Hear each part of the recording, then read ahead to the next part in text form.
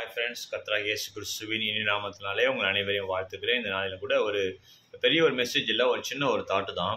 என்னென்னு சொன்னால், அநேக நேரத்தில் நம்முடைய வாழ்க்கையில் நம்ம யோசிக்கிறோம், என்னடா கர்த்தர் நம்மளை ஆசீர்வதிக்கவே இல்லையே, கர்த்தர் அப்படியே தானே நம்மளை வைச்சிருக்கிறாரு. நம்மோடு கூட படித்தவர்கள், நம்மோடு கூட இருந்தவங்களாம் இன்றைக்கி நல்ல நிலைமையில் இருக்கிறாங்க, நல்ல ஆசீர்வாதமாக இருக்கிறாங்க. என்னுடைய வாழ்க்கையில் ஏன் இப்படிப்பட்ட ஒரு போராட்டங்கள், இப்படிப்பட்ட ஒரு குறைவுகள் அநேக நேரத்தில் நம்ம யோசிப்பது உண்டு. ஒருவேளை இந்த வீடியோவை பார்த்து கொண்டு இருக்கிறவங்க அப்படிப்பட்ட ஒரு சூழ்நிலை இருக்கலாம். சிலருக்கு சில பொருளாதாரத்தில் ஒரு பின்னடைவாக இருக்கும். என்னதான் வேலை செஞ்சாலும், என்னதான் கஷ்டப்பட்டு உழைச்சாலும், அது ஒரு குறிப்பிட்ட ஒரு பொருளாதார நிலைமையிலிருந்து அவங்களால முன்னேற முடியாது. சிலருக்கு ஏதோ ஒரு பலவீனங்கள் இருக்கலாம், அவங்கள அழுத்தி கொண்டு இருக்கலாம், அநேக ஆண்டுகளாக இருக்கலாம். சில சூழ்நிலைக்கு மாறாமலே அப்படி இருக்கும். சில நேரத்தில் சிலருடைய குடும்பத்தில் சில ஆத்மகள் ரட்சிக்கப்படாமல் இருப்பாங்க, சில பிள்ளைகள் ரட்சிக்கப்படாமல் இருப்பாங்க. இப்படி அநேக காரியங்கள் அநேக ஆண்டுகளாக ஜெபித்து கொண்டு இருப்பீங்க, ஆனால் ஜெபத்துக்கு பதில் வராது போல இருக்கலாம். வேதத்தில் நீங்கள் பார்க்கும் பொழுது ஆண்டவர் அநேகருக்கு அற்புதங்களை செய்தார். அற்புதங்களை செய்யும்போது சிலருக்கு இப்போது ஒரு சகோதரி, ஒரு பெண் உதிரப்போக்குள்ள ஸ்திரீ என்று சொல்லி வேதத்தில் வாசிக்கிறோம். அவங்க 12 வருஷமாக கஷ்டப்படுறாங்க. இன்னொரு ஆலயத்தில் ஒரு ஸ்திரீ ஒரு கூனியாக ஒருத்தங்க இருக்கிறாங்க. அவங்க 18 வருஷமாக அவங்க கஷ்டப்பட்டுட்டு இருந்தாங்க. பெத்தஸ்தா குலத்தருகே 38 வருஷமாக அவன் வியாதியாக இருந்தான். ஆனால் அந்த 3 பேரையும் கர்த்தர் அற்புதம் செய்தார். 3 பேரையும் தொட்டு அற்புதம் செய்தார். அவங்களுக்கு அவங்க பதிலை பெற்றுக்கொண்டார்கள், சுகத்தை பெற்றுக்கொண்டார்கள். ஆனால் அவங்க எத்தனை வருஷம் கஷ்டப்பட்டா, ஒருத்தங்க 12 வருஷம், ஒருத்தர் 18 வருஷம், ஒருத்தங்க 38 வருஷம். அப்போ நம்முடைய வாழ்க்கையில் கூட கர்த்தர் நம்மளை ஆசீர்வதிக்கிறார், கர்த்தர் நம்மளை உயர்த்துகிறார், நம்மளை சுகமாக்குகிறார், நம்மளை சூழ்நிலையை மாற்றுகிறார். ஆனால் அந்த டைம் பீரியட் பார்த்திங்கன்னா, ஒருத்தங்களுக்கு சீக்கிரமாக அற்புதம் நடக்குது, சீக்கிரமாக அவங்க வாழ்க்கையில் முன்னேறுறாங்க.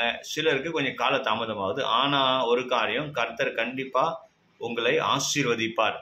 அவர் ஆசீர்வதிக்கிற தேவன், அவர் சுகமாக்குகிற தேவன், அவர் விடுதலையாக்குகிற தேவன், அவர் உயர்த்துகிற தேவன். அற்புதத்தை நாம் பெற்றுக்கொள்வோம், அது நிச்சயம். ஆனால் அந்த டைம் பீரியட் தான் என்னது, ஒவ்வொருத்தருக்கும் ஒவ்வொன்றா டிஃபர் ஆகுது. அதனால் சோர்ந்து போகாதீங்க, என்னடா என் சூழ்நிலை எப்படி இருக்குது என்று சொல்லி. கர்த்தருக்கு ஒரு இரவு போதும். ஒரு இரவிலே கர்த்தர் என்ன பண்ணுவார், சூழ்நிலையை மாற்றுவார். ஆனால் இன்றைக்கு கர்த்தர் மேலே நீங்கள் விசுவாசமாக இருக்கிறீங்களா, அதுதான் கேள்வி.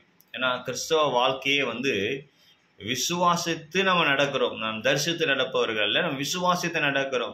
விசுவாசம்தான். அந்த விசுவாசம் உங்களுக்கு இருந்தால் போதும். வசனம் சொல்கிறது, நீ விசுவாசித்தால் தேவனுடைய மகிமையை காண்பாய். விசுவாசிக்கிறவங்க எல்லாம் கூடும். அந்த விசுவாசம் இல்லைன்னா தான் பிரச்சனை. விசுவாசம் இருக்குதா, கர்த்தரை உயர்த்துவார்னு சொல்லி கண்டிப்பாக ஏற்ற நேரத்தில் உயர்த்துவார்.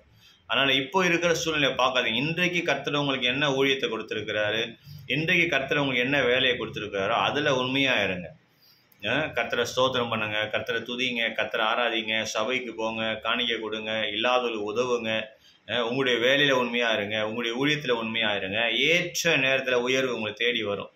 மொர்தெகாய் என்று சொல்லி ஒருவன் இருந்தான். எஸ்தர் புஸ்தகத்தில் வாசிக்கிற எஸ்தருடைய உறவினர்.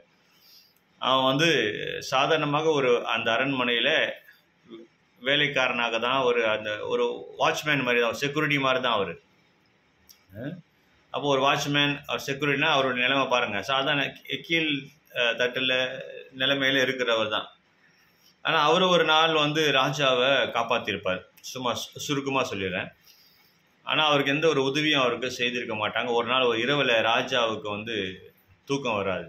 அப்போ அவங்க புக்ஸ் எடுத்து வாசித்து பார்க்கும்போது மொர்தெகாய் செய்த காரியத்தை அந்த இடத்துல வாசிப்பார்.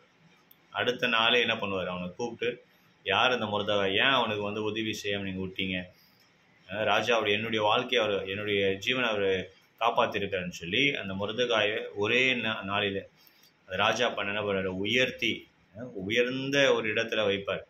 நல்ல பொக்கிஷங்களை கொடுத்து அவரை ஆசீர்வதித்து அவரை உயர்த்துவார். ஒரே நாளில். அவன் நினச்சி பார்த்துருக்க மாட்டான், என்னோட சூழ்நிலை மாறும், கர்த்தரை உயர்த்துவார், என்னை ஆசீர்வதிப்பான்னு சொல்லி அவன் நினைக்கல. ஆனால் கர்த்தர் அவனை நினைச்சிருந்தார். அல்லேலூயா. நீங்கள் நினச்சிருக்க மாட்டீங்க இப்படிப்பட்ட உயர்வு வரும். நான் கர்த்தர் உண்மை நினைவாக இருக்கிறார். இஸ்ரவேலே, நீ என்னால் மறக்கப்படுவதில்லை. கர்த்தர் ஒரு நாளும் உங்களை மறக்கிற தேவன் அல்ல. அதனால் மற்றவங்களை நீங்கள் பார்த்து என்னடா என் சூழ்நிலை இப்படி இருக்குதுன்னு சொல்லி நினைக்காதீங்க. ஏற்ற நேரத்தில் கர்த்தர் உங்களை உயர்த்துவார். அதனால் இந்த நாளில் கர்த்தர் உங்களுக்கு கொடுத்துருக்கிற காரியங்களை உண்மையாக இருங்க, விசுவாசமாக இருங்க, கர்த்தர் மேல் நம்பிக்கை இருங்க. கர்த்தர் கண்டிப்பாக என்னை உயர்த்துவார், என் சூழ்நிலையை மாற்றுவார், நான் ஆசீர்வாதமாக இருப்பேன், நான் அநேகருக்கு கொடுக்கிறனாய் மாறுவேன் என்று சொல்லி நீங்கள் விசுவாசமாக இருக்கும்போது ஏற்ற நேரத்தில் அந்த உயர்வு உங்களை தேடி வரும். கர்த்தர் உங்களை ஆசீர்வாதத்தை உயர்த்துவார். அவர் உயர்த்துகிற தேவன், அதான் அவருடைய வாக்குத்தத்தம். நீ கீழாகாமல் மேலாவாய், நீ வாளாகாமல் தலையாவாய். அதுதான் அவருடைய வாக்குத்தத்தம். அந்த வாக்குத்தத்தை விசுவாசிங்க. ஆண்டவர், இது என்னை பற்றி சொல்லப்பட்ட ஒரு வாக்குத்தத்தம், விசுவாசிக்கிறேன்னு சொல்லி கர்த்தர் மேல் விசுவாசமாக இருங்க. அவர் வார்த்தை மேல் விசுவாசமாக இருங்க. ஏற்ற நேரத்தில் உயர்வு உங்களை தேடி வரும். தேவன் தாமே இந்த வார்த்தைகள் மூலமாக உங்கள் ஒவ்வொருவரையும் ஆசீர்வதிப்பாராக. ஆமென்.